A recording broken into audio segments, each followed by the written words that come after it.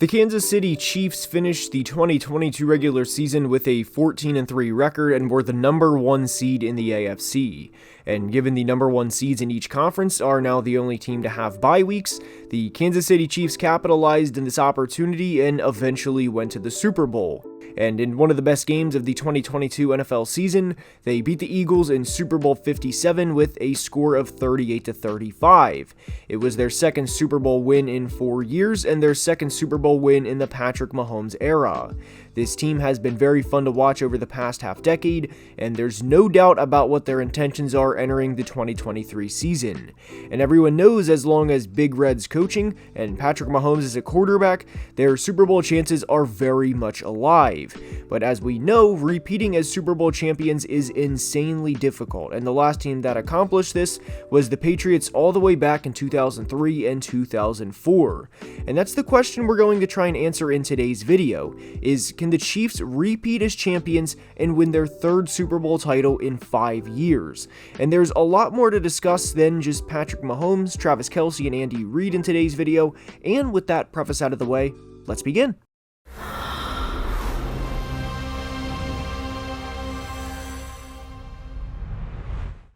And we are starting today's video by saying something that needs to be said pertaining to the 2023 Chiefs. Given they have Patrick Mahomes and Travis Kelce, there seems to be this automatic belief that somehow, someway, they will come out on top every game. And when these discussions are being had, it's usually, oh yes, this team will put up a fight against them, but it's the Chiefs and they'll win, and that's kind of that. And while yes, in theory the Chiefs will win more games than they'll lose in 2023, barring major injuries of course, what I want to emphasize is this team is not unbeatable, and they occasionally even lose games they have zero business losing. Granted, that may be once or even twice at most during a 17-game season, but hell, the 2022 Colts led by Matt Ryan beat them for one of their 3 losses last year, and the Chiefs' turnover margin was -3, which is obviously not good for a team that would go on to win the Super Bowl. And the point here is they are not an unbeatable team, and I have a big concern entering the 2023 season with the Chiefs,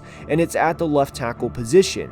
Their starting left tackle entering the season is Donovan Smith, who previously played for the Bucs, and I have a lot of concerns with him. He was a second-round draft pick back in 2015, and in every year since 2017, he has allowed at least 6 sacks per season, with the exception of the 2021 season, as he had a career year and allowed a single sack on over 700 pass-blocking snaps. This is all per PFF, but having a not great left tackle obviously is not ideal, especially when you have to protect the best quarterback in all of football. And I do want to say something in defense of Chiefs offensive linemen in terms of how many quote-unquote pressures they allow. There are times where Mahomes does things in the pocket that other quarterbacks simply wouldn't dare attempt, whether it's drift back an extra 5 or 6 or sometimes 10 yards, and that leaves the offensive tackles at almost impossible angles to block. So there are times when Patrick inflicts pressures on himself and ultimately his linemen in the stat sheet, and granted it's okay most of the time because again he's Patrick and he'll make a downright insane play to get out of it, but with Kansas City being the defending Super Bowl champions, there's not a lot of discussion around Donovan and the struggles he's had at times over the years at left tackle, and he also had double-digit penalties in 2 of the past 3 years. And by the way, just because I have my concerns with Donovan as a pass-blocking left tackle does not mean he's going to wreck everything and that the Chiefs will all of a sudden be a bad team, not in the slightest. And there's one thing I think the Chiefs will try to do more of in 2023, and that's run the football. They were a rare team in 2022 as they were top 10 in yards per carry as a team, as they finished 8th in yards per carry, but finished 25th in rushing attempts and 20th in rushing yards. Now, we know the Chiefs don't have a Nick Chubb or a Christian McCaffrey on their roster, but I do expect them to finish at least in the top 20 this year in rushing attempts, and it's due in some part to their offensive line and due in some part to the personnel groupings they used in 2022. Obviously, we know all about Travis Kelce, but another tight end in Noah Gray plays a considerable amount as well. And last year on first down, the Chiefs came out in 12 personnel at a rate of 32%, which was good for 5th in the NFL. And when you have 2 tight ends on the field versus 1 tight end and 3 receivers, you are naturally going to be more heavy and can usually run the ball at a more efficient rate, because an additional tight end blocking is going to be better than another receiver blocking, at least you'd hope. And for reference, the Chiefs came out on first downs in 11 personnel last year at a rate of 51%, which ranked 20th. But where the Chiefs also ranked in the top 10 was 13 personnel, which is 1 running back and 3 tight ends on the field, and they came out in 13 personnel on first down at a rate of 10%. And I don't see why the Chiefs would back off of 12 and 13 personnel, especially when they don't have a true number 1 receiver on this roster. Travis obviously puts up wide receiver 1 numbers, and Kadarius Toney is a fun player to think about in terms of what he could do with a guy like Patrick Mahomes throwing him the football, but at the moment at least, the Chiefs do not have a true number 1 wide receiver on this team, and I would be surprised if they continue to rank bottom 10 in running the football when they have a good offensive line led by Creed Humphrey and Joe Thuney, and play in both 12 and 13 personnel in rates that are both top 10 in the league, especially when they were top 10 in rushing yards per carry last year. But on the defensive side of the ball, and this is of course assuming Chris Jones plays a full 17 games, as if he's out, well, that will change a lot of things for this team defensively. But one player I think breaks out in a big way this year is one of their first round picks from last year, and that's pass rusher George Karlaftis. George finished second on the team in sacks last year, which was of course behind Jones' 15.5 sacks, but George had 48 pressures last year during the regular season, which was second among rookies behind only Aiden Hutchinson of the Lions. And given the Chiefs went 14-3 last year, and given they led the NFL in scoring, I don't think it should be a surprise that the Chiefs had the 3rd most passes thrown against them last year. And it's typically because opposing offensive coordinators know they can't rest for a minute against this team, and knowing Patrick Mahomes is on the other side and can strike at any time. And George has all the tools to become a good pass rusher, and there's one thing we say a lot about AFC defenses, and this certainly applies to the Chiefs too, and it's that you can never have enough pass rush. And I loved GM Brett Veach's decision to draft Felix Anudike-Uzomah out of Kansas State in the first round of the draft this year. Yes, they signed Charles Omenihu in free agency, and yes, he will be suspended for 6 games, but when these 4 guys are all healthy, putting Chris Jones in here with this group as well, they're going to be a very good unit. And while the Chiefs won the Super Bowl last year, they know it's probably going to be a murderer's row of quarterbacks just to get back to the Super Bowl again this year. And they nearly lost the AFC Championship game against Cincinnati this past year, which is not a slight at the Chiefs as much as it is to acknowledge how damn difficult it is just to get out of the AFC. All of this to say, and go back to George Karlaftis and Felix Anudike-Uzomah, are 2 young players that are going to have a big opportunity in front of them this year to get after the quarterback.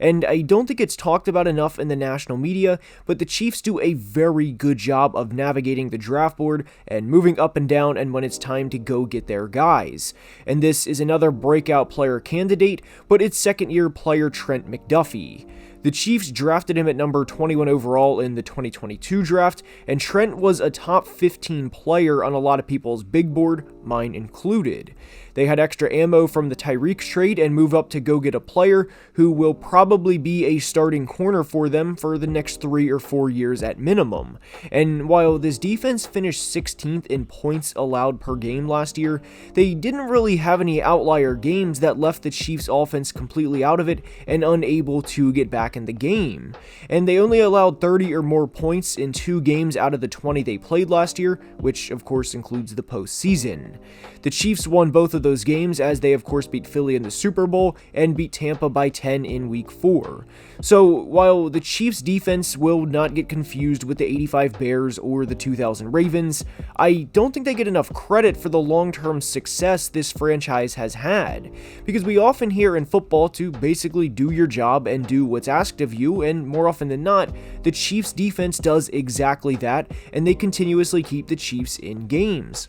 And earlier in the video, we discussed the slip-up the Chiefs had against the Colts, and because they took care of business in 14 of the 16 other regular season games they played, that loss did not come back to bite them in the end, but the Chiefs' schedule is brutal for, well, really the entire season this year, We're not going to go over every game in depth, but starting out against the Lions and going to Jacksonville in Week 2, who most definitely have this game circled as a chance for revenge as the Chiefs went 2-0 against them last year, including knocking them out in the postseason, is not a little splash into the pool to start the year. Detroit is a much improved team, and granted I do think Kansas City will win the opener in Arrowhead, but the point is neither of these are easy. Their next 3 games are difficult too, as they play Chicago at home, and defending the Bears offense is a challenge for anyone, then go to MetLife to play the Jets, then go to Minnesota to play the Vikings. I don't fear the Chiefs start out 2-3 or 1-4, but if they are to have a Colts game this year, they will need to get it out early because they play the equivalent of 2 playoff games right before the playoffs start. They play Cincy on New Year's Eve at home and then go to SoFi in Week 18, and like we mentioned in the Chargers preview a couple days ago, this could be for the division. And I know it's important for teams to get the number 1 seed so they can get the rest during the wild card round of the playoffs, but I truly believe for the Chiefs to go back-to-back, they need the number 1 seed in back-to-back years. It has nothing to do with me not trusting Mahomes in the postseason, because if someone tried to say that and actually justify it, well, that'd be laughable. But at the end of the day, these guys are humans, and saving a game against the Jets or Bills or Chargers or whoever in the wild card round they would play would go a long way. Can the Chiefs repeat as champions? Of course, but with the 17-game season, I think having the number 1 seed means more than it previously did in the old format. And while Juju Smith-Schuster is now a Patriot, someone will have to step up and replace the 900 yards he had last year, and whether that's Sky Moore, Kadarius Toney, or even rookie Rashee Rice, I have no doubt one of the receivers on this team will, but it is worth noting that Juju's impact will be missed initially a lot more than people realize.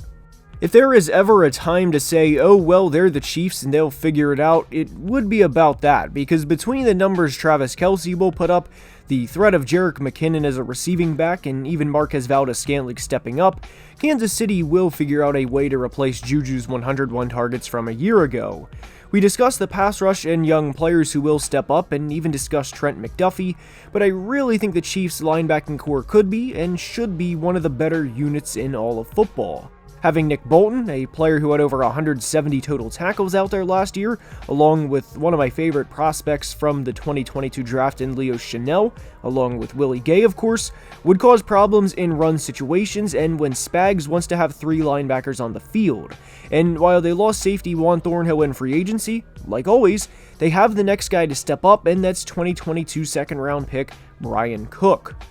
For the Chiefs this year, it's pretty simple. Protect Pat Mahomes and let Pat be Pat, run the ball efficiently, don't lose the turnover battle and drop any silly games you shouldn't, and by following that method alone, well, that'll get you to at least 11 or 12 wins, which is still probably undershooting what they'll do. You don't accidentally make 5 straight AFC Championship games, and you don't accidentally win 2 Super Bowls in 4 years. And if everything goes right for Kansas City in 2023, well, we could be using the D word, and that, of course, is Dynasty. The team MVP, breakout players, ceiling, and floor are on the screen, and I hope you enjoyed, and if you did, please like the video and subscribe to the channel. There's only about 23% of people watching are subscribed, and it makes a massive difference. Please check out Underdog Fantasy as you get a free $100 deposit match with the link in the description, and big news on Underdog, the Week 1 lines are out, so you can go toss some coin on Travis Kelce catching a touchdown in Week 1 against the Lions. I hope you enjoyed, and until the next team preview, please be safe and have a great day. Love you guys.